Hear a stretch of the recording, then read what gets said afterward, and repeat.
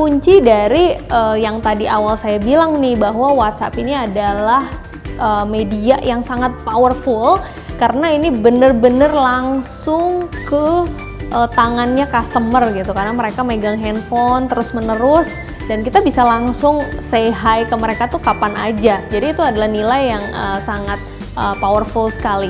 Nah, kunci di WhatsApp ini yang menjadi aset lah ya istilahnya, sesuatu yang sangat berharga bagi kita yang memiliki bisnis itu adalah database. Jadi banyak banget bisnis itu mengeluarkan dana gila-gilaan hanya untuk mendapatkan database. Nah, tentunya teman-teman di awal juga mendapatkan database pada akhirnya bisa masuk ke WhatsApp kan juga ada usahanya kan. Baik itu teman-teman posting di sosial media yang lain nih, misalnya di Facebook, di Instagram, atau enggak pasang iklan di buzzer, atau misalnya atau minta customer kita yang datang add WhatsApp kita. Pokoknya usahanya banyak untuk bisa membuat mereka itu pada akhirnya bisa kontak-kontakan sama kita di WhatsApp. Nah, masalahnya apakah, dan seringkali ya ini juga kelupaan nih sama mereka yang udah menjalani, sebetulnya setengah menjalani, itu adalah mengelola database yang udah kita punya di WhatsApp. Nah, ini penting banget karena ini adalah kunci bahwa pada akhirnya sales kita ini bisa terjadi, yaitu hanya bisa terjadi kalau kita mengelola database dan kita ngerancang timeline komunikasinya. Artinya misalnya kita ada 200 kontak nih, atau misalnya 500 kontak gitu ya di WhatsApp kita, tapi kita nggak pernah ngapa-ngapain. Akhirnya kontak-kontak itu juga nggak bisa jadi duit gitu ya, nggak bisa ngasilin sales juga. Makanya kita harus bikin yang namanya timeline komunikasi ini, biar tahu nih kapan aja kita harus broadcast, apa aja yang mau di broadcast. Nah, itu harus kita rancang di awal supaya pada saat kita mau ngerjain tinggal ngeksekusi, atau misalnya kita mau mendelegasikan ke tim kita, itu rancangannya juga udah ada dan ujung-ujungnya kita bisa dapetin sales lebih banyak lagi. Nah, biasakan teman-teman bikin nih yang namanya timeline follow up ya. Jadi ini bisa buat panduan teman-teman sendiri kalau masih dikerjain sendiri. Tapi kalau misalnya udah punya tim, apalagi udah punya tim, jadi timeline follow up ini harus dibuat. Biasanya paling umum tuh kita bisa kategoriin dua lah. Ada calon customer, artinya mereka udah ngontak kita tapi belum beli. Ada lagi customer, yaitu mereka yang sudah pernah beli. Nah, mungkin kalau teman-teman tipe bisnis kulinernya produknya beda banget gitu ya, ada macam-macam. Kemudian customernya itu beda. Ada yang misalnya jual produk yang target marketnya bisnis to bisnis ya, misalnya kafe atau restoran, tapi punya produk juga yang target marketnya misalnya orang yang mengkonsumsi langsung. Nah, itu mungkin aja punya kategori-kategori kelompok database yang berbeda-beda. Ini tujuannya supaya nanti kita bisa mengelola pesan apa sih yang kita akan kirim ke mereka dan kapan kita akan kirim, sehingga proses komunikasinya itu terus ada. Karena kalau misalnya kita proses komunikasinya ini berhenti ke customer kita, pada akhirnya mereka tidak akan bertransaksi ke kita, nggak akan beli produk kita. Karena kalau misalnya mereka udah jadi customer pun, tugas kita nih sebagai penjual itu belum selesai ya. Karena tugas sebagai penjual itu tidak pernah selesai gitu. Karena si customer ini masih bisa kita manfaatkan potensinya untuk membeli ulang dan membeli lebih banyak, atau bahkan minta mereka untuk merekomendasikan supaya kita memiliki customer baru. Jadi kunci dan bahkan volume transaksi itu kadang-kadang lebih banyak dari customer yang melakukan pembelian ulang, atau misalnya mereka beli lebih banyak ya. Jadi teman-teman bikin timeline follow up seperti ini. Biasakan juga untuk tidak mengganggu privasi dari customer kita ya, karena WhatsApp ini adalah media yang sangat personal, jadi kita harus hati-hati sekali. Satu, jangan pernah kita mengirimkan atau broadcast message ke database yang kita belum pernah interaksi langsung. Artinya nih, misalnya mungkin aja teman-teman ditawarin, ada database pembeli brownies nih, misalnya banyak, ada 200, mau beli nggak database-nya gitu ya, karena banyak nih database itu diperjualbelikan. Tapi kalau misalnya beli database seperti itu harus hati-hati dan ada tekniknya. Tapi sebenarnya saya nggak terlalu rekomendasi sih, karena banyak nanti impact negatifnya. Contoh, kalau misalnya kita mengirimkan pesan ke orang yang dia tidak kenal siapa kita, satu, kalau dia adalah tipe orang yang suka ngelaporin spam, kita akan kena dilaporin dan akun kita ini bisa di-ban ya. Nomor WhatsApp kita ini bisa di-ban. Jadi hati-hati sekali, karena kalau misalnya nomor WhatsApp kita udah di-ban itu PR-nya banyak. Mungkin WhatsApp kita kan udah kesebar kemana-mana, nanti kalau orang mau order jadi nggak bisa dihubungi misalnya. Jadi itu harus hati-hati. Kemudian yang kedua, kalau misalnya mereka udah kenal nih siapa kita, tapi kita juga bisa dibilang kurang sopan ya, ngiriminnya sering banget ya, sehari lebih dari sekali, kalau nggak setiap hari gitu. Nah itu udah dalam tahap kita mengganggu privasi mereka. Sama juga kalau ada customer yang baik sih, mereka pasti akan bilang, "Mbak, saya nggak pengen lagi dikirimin promo." Nah itu adalah customer yang baik ya. Tapi bisa aja di luar sana banyak customer yang nggak peduli juga gitu. Pada akhirnya mereka ngelaporin kita juga ya. Akhirnya akun kita kena ban juga. Nah itu adalah hal yang harus banget dihindari. Makanya kita harus bikin schedule ini supaya kita tahu, dan pada saat ngirim pesan ini nggak dari spontanitas gitu ya, lagi pengen kirim pesan ini gitu ya, terus nggak terlalu banyak dipikirin, akhirnya kirim aja gitu. Nah itu harus hati-hati. Kalau kita bikin timeline seperti ini, kan pada saat ngerjain kita bener-bener masukin nih ilmu-ilmu strategi copywriting, kalau nggak ide-ide program promosi ya, kita bisa bener-bener merancang konten yang powerful. Artinya kalau kita sekali ngirim tuh langsung closing gitu ya, harapannya kan seperti itu. Nah dari sisi timeline itu hindari setiap hari ya, apalagi lebih dari 1 kali dalam sehari. Mungkin 2-3 hari berselang sih itu masih cukup umum. Dan juga teman-teman harus lihat juga secara konten itu adalah konten-konten yang memang bisa mereka dapatkan manfaatnya. Makanya nanti di materi yang berikutnya ya, setelah ini kita akan pelajari apa aja sih yang baik untuk kita kirim ke mereka supaya mereka tidak merasa terganggu dan masih ada manfaatnya juga. Nah, salah satunya itu adalah konten edukasi ya. Jadi kalau misalnya kita berkomunikasi sama customer kita, itu tentu saja tidak harus selalu yang namanya jualan atau hard selling. Kadang-kadang mungkin teman-teman pernah dengar juga ada yang namanya cold market, kemudian warm market, kemudian hot market ya. Artinya kalau cold ini adalah orang yang sama sekali tidak tahu tentang kita. Tapi kalau warm itu adalah orang yang sudah tahu tentang kita, tapi sebenarnya belum terlalu yakin kalau mereka ini misalnya butuh, atau belum terlalu yakin lah sehingga mereka ini sebenarnya belum membeli.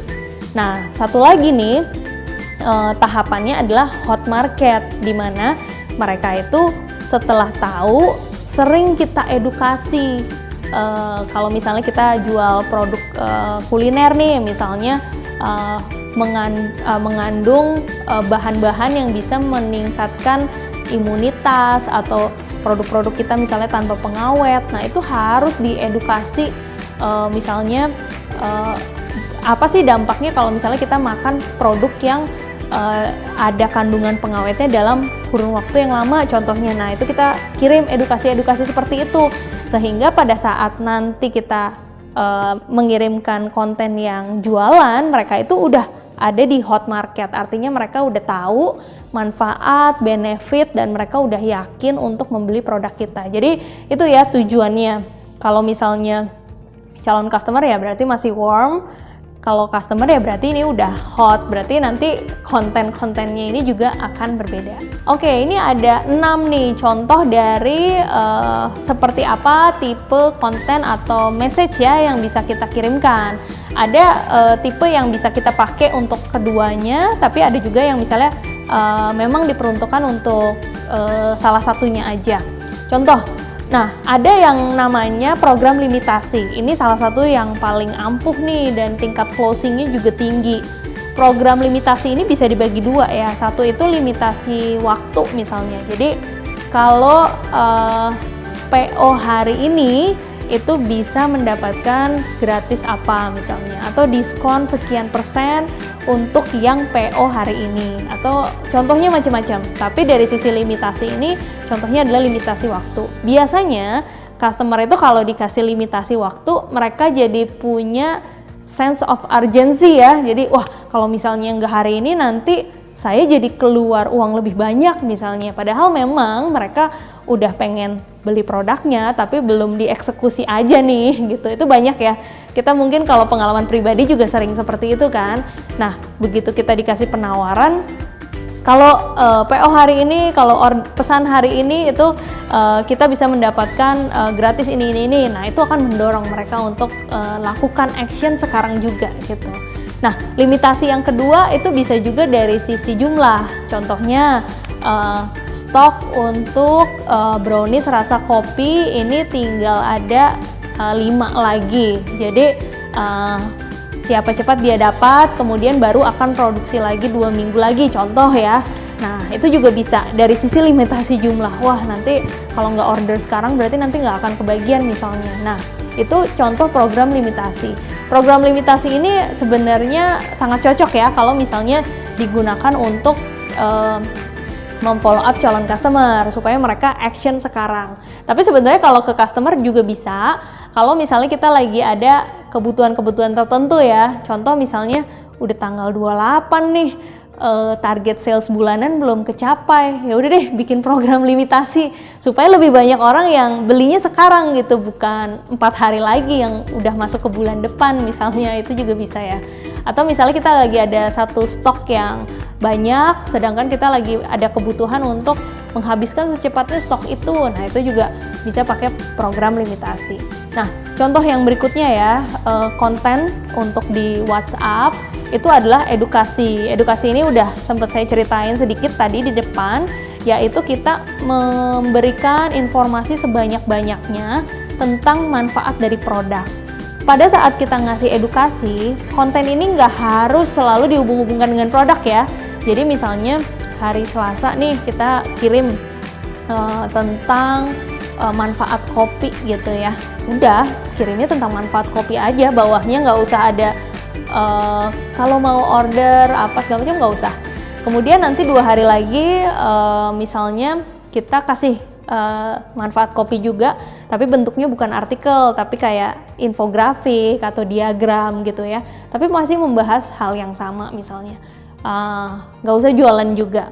Nah, nanti 3 hari lagi misalnya atau minggu depannya, nah baru misalnya kita kirim produk kita, misalnya brownies tapi variannya seri kopi gitu. Nanti di situ kita bisa ulangin lagi manfaat-manfaat dari kopi itu apa sih. Nah, itu adalah contoh gimana caranya dari warm market ini bisa kita dorong menjadi hot market, sehingga mereka oh iya ya, secara alam bawah sadar tuh udah masuk bahwa sebenarnya kopi ini ada manfaatnya. Kemudian kita ngejual produk yang ada elemen kopi di dalamnya. Jadi itu adalah contoh ya, edukasi manfaat. Nah, edukasi manfaat ini paling baik tentu saja memang untuk calon customer, supaya mereka yakin dan lebih punya alasan gitu ya kenapa mereka harus membeli produk kita. Kalau misalnya produk kuliner kita ini ada hubungan dengan kesehatan, itu lebih beragam lagi ya.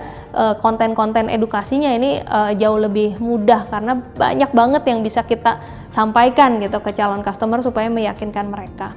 Nah, misal kita punya produk baru ya, itu juga bisa diinfokan, bisa ke keduanya ya, misalnya kalau ada produk baru. Nah, terus kita juga bisa broadcast program-program seperti Kalau misalnya mereka rekomendasiin teman mereka untuk membeli, nah mereka mendapatkan benefit apa, misalnya free produk atau diskon untuk pembelian berikutnya, atau hadiah langsung, mereka cukup bayar ongkirnya aja, atau contoh-contoh lain. Ini tentu saja cocok untuk yang customer ya. Kemudian bisa juga meminta mereka untuk posting dong di social media pada saat mereka lagi mengkonsumsi produknya, itu juga bisa. Kemudian juga bisa contohnya program-program juga yang mendorong customer yang udah pernah beli ini mau beli lagi atau bahkan beli lebih banyak. Kayak contohnya kita lihat dari data nih, satu customer biasanya sebulan cuman beli sekitar 2 kali. Nah, gimana ya supaya mereka beli satu bulan ini 5 kali? Nah, bisa aja kita bikin program mereka bisa ngumpulin cap ya. Biasa kan program ngumpulin cap offline, tapi bukan berarti ini nggak bisa dilakukan lewat WhatsApp juga, lakukannya manual aja. Kita bisa ngerekap si customer ini tuh udah beli berapa kali di bulan ini. Nanti kita bisa infoin, Kak, kumpulin 2 cap lagi, nanti kakak bisa mendapatkan benefit apa, free apa, atau diskon, atau seperti apa. Nah, ini adalah contoh-contoh ya, bahwa konten-konten inilah yang pada akhirnya nanti akan menentukan seberapa besar sales yang akan teman-teman dapatkan. Melalui WhatsApp ini adalah satu media yang sangat powerful dan sangat-sangat bisa digunakan oleh bisnis kuliner supaya salesnya itu nggak hanya terjadi satu kali di depan, tapi justru si database ini benar-benar kita kelola supaya mereka bisa beli berulang dan bisa beli lebih banyak lagi. Oke, itu tadi teman-teman langkah-langkah yang bisa langsung teman-teman ikutin dalam rangka memanfaatkan WhatsApp nih untuk perkembangan bisnis kuliner teman-teman. Jadi harapan saya semoga langkah-langkah itu bisa membantu teman-teman supaya lebih kebayang dan secara teknis mempraktekannya langsung. Pasti teman-teman akan dapetin manfaat dan berasa nih ternyata kalau banyak detail nih ya yang kita kerjain itu juga akan berimpact langsung ke peningkatan sales. Oke, saya berharap bisnis teman-teman selalu sukses dan terus berkembang. Sampai ketemu di Foodies Class selanjutnya.